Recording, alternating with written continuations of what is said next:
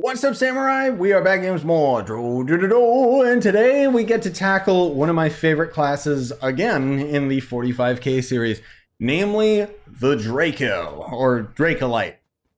Everybody forgets that, well, at least I forget that it's called the Dracolyte because I've been calling it Draco for years, right? The Draconian Draminion.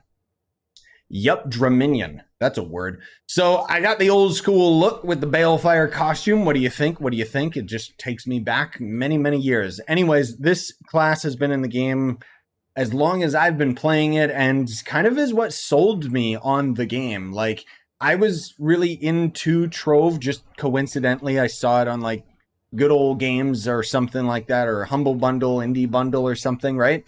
Picked the game up and had early access to it, not realizing that because I paid for the game, I ended up getting a bunch of the classes. And I was, you know, having a good enough time. But then as soon as I saw the fire on this class, I was just like, okay, I like this game a lot now. And I mained the Draco for years and years and years and years and years. And that kind of ended up losing all of the goodness that it was. Anyways, our base movement speed is 135, as with most classes, which does mean that it's considerably low. Yes, that's low movement speed. But we're going to do something special today.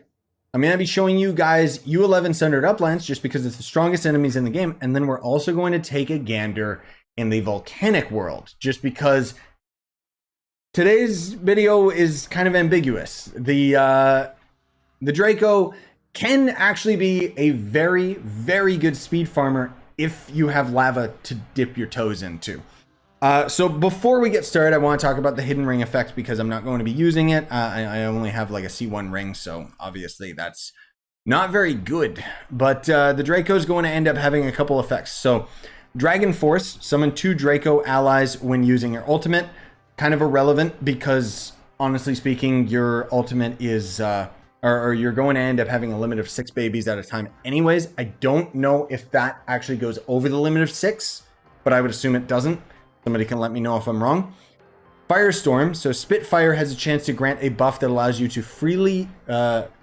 be freely used for a short time. What buff is that? I don't know.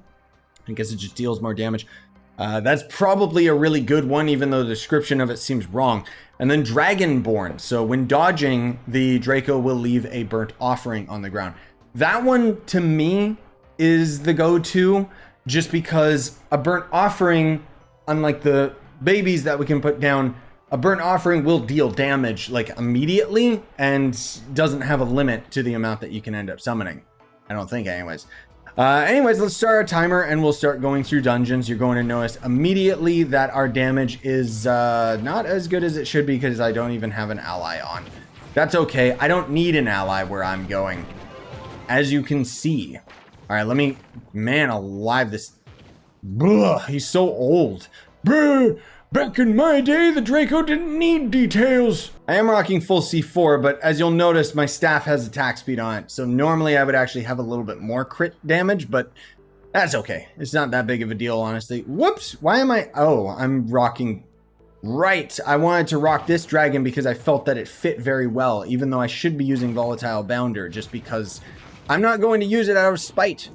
So anyways, as far as speed farming is concerned, you can see that the Draco's damage is fine. The problem is that we got to build up to it.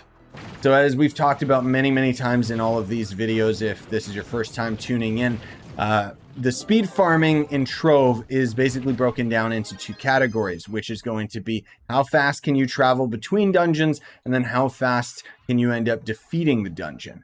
So Draco is lacking with the speed from one dungeon to another, and also lacking with the damage because we have to summon our babies before we're actually outputting. Why are you not dead yet? Before we're actually outputting a decent amount of damage. And unfortunately, Draco, that's busted VFX, okay.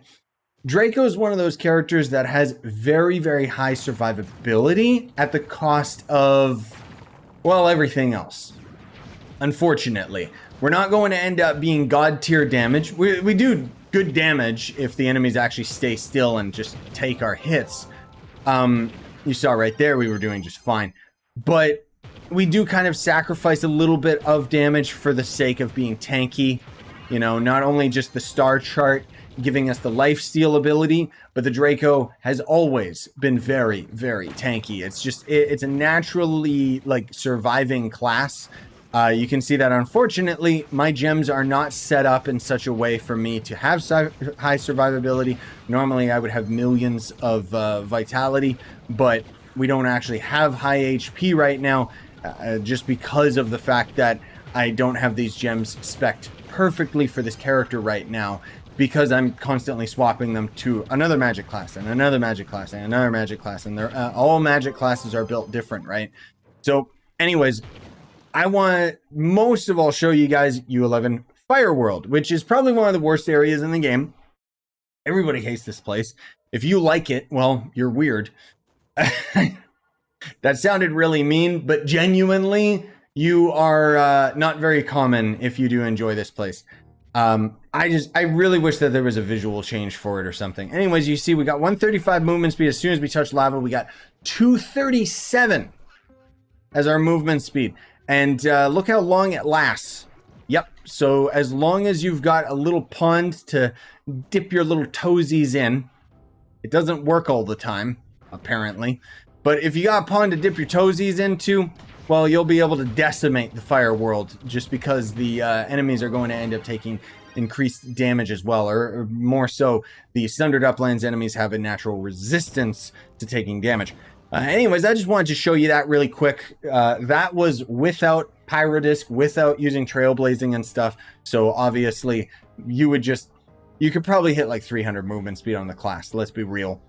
It's going to be annoying to do it because you have to constantly touch the lava and it doesn't last very long.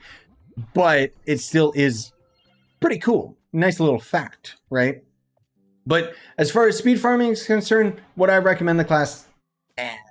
I don't know. It's up to you, but honestly, where this class really shines is it's decent for bosses, just because a boss is going to survive long enough to allow you to get to maximum damage, right? But most of all, again, it's got high survivability, and so you're going to end up being really, really good in the delves in particular. As you'll note, obviously all of these enemies are just going to be destroyed because we shoot our flame through them and it hits every single one of them. That's kind of the really nice thing about the Draco, is just the fact that our flame is going to go through all of the enemies. And for every one of our babies, they're also going to end up dealing that additional sweet, sweet damage, which all adds up. You know, it all makes a difference for this guy. And kind of cool fun fact as well, the Draco will heat up ice. So can be really useful if you're, you know, early game or whatever, and you're going into the glacial biome and you don't want to deal with all those stupid sliding physics, or you have a boss that's putting ice on the ground. Well, now you can set it aflame. So I honestly forgot that the class could do that. Now, the only thing, again, that does kind of suck about the character is just the fact that we're so reliant on our little babies to end up actually dealing damage. Like, we can do decent enough damage, as you can see. That's actually really good damage, but I think that's because a flask triggered. But the trick is that even though we can end up doing a decent amount of damage, well, a pretty good amount of damage, honestly speaking, again, it's just the fact that we have to have our minions there to really see our maximum potential. But anyways, I'm gonna skip past all these enemies and stuff because it's kind of a slow grind. It's not great just because of how the Draco is, and me also playing it wrong. I'm being lazy and not spawning my babies. But I'll see you at the dungeon boss. So again, with the Draco, the trick is that we can have 6 minions out, which means that we gotta try and have as many eggies out as possible. Now, we could end up using chromatic. An alternate option is energy recharge. If you could end up sacrificing arcane for anything, okay, cool. This isn't a build video per se, but I'm just saying that having more energy means that we could spawn more bombs, and bombs deal a lot of damage. But what we're going to be mostly focusing on is using our ultimate. Now, if we did have that hidden ring effect that I mentioned, we would end up spawning 2 additional babies when we ended up using our ult. So we would have already been at our maximum. But as you can see, you know, the damage is perfectly fine, so long as we have all of our babies. They don't really last very long, and maybe you're playing with a party that will end up healing them, but In summary, can you end up maining the Draco? Yes, you most definitely can. As with almost every character in the game being completely viable now, it's more so a matter of where they end up sitting on the chopping block, right? And with Draco, it's a good boss killer, and it's great at delves. It's not very good at speed farming unless you're in Volcanic. Unfortunately, that's kind of the one stipulation. It's not that it's impossible to use this character for speed farming, but we're used to characters having consistent movement speed buffs. You know, like Lunar Lancer is a speed character, Neon Ninja, Shadow Hunter, stuff like that. Draco just doesn't compare, not only because of the movement speed, but also just because the time to kill is really slow, because you got to wait on all of your explosions to go off, which requires you to do the animation of throwing them down and then setting fire to them. Frankly speaking, I think that a lot of the older classes in the game should end up getting slight tweaks to their animation cycle so that it wasn't as busted.